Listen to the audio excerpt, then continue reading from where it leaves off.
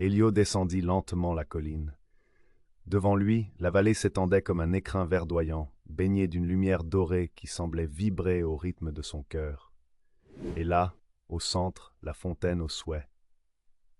Elle ne ressemblait à rien de ce qu'il avait pu imaginer, ni un puits, ni une vasque de marbre.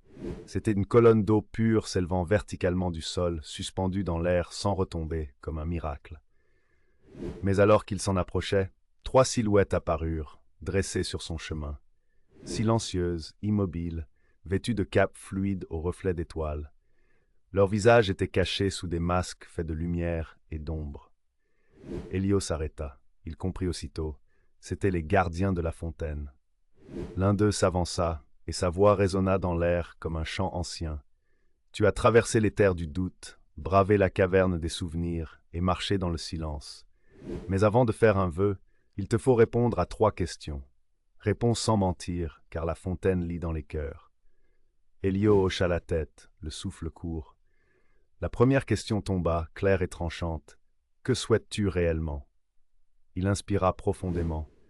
Je souhaite pouvoir aider les autres, être utile, devenir un médecin pour soigner ceux qui souffrent comme ma mère, comme moi autrefois. Pas pour la gloire, mais pour la vie. Les yeux du gardien brillèrent. La seconde question fut posée par un autre, à la voix plus grave. Es-tu prêt à payer le prix de ce vœu, à renoncer au confort, à affronter l'injustice, à Conti,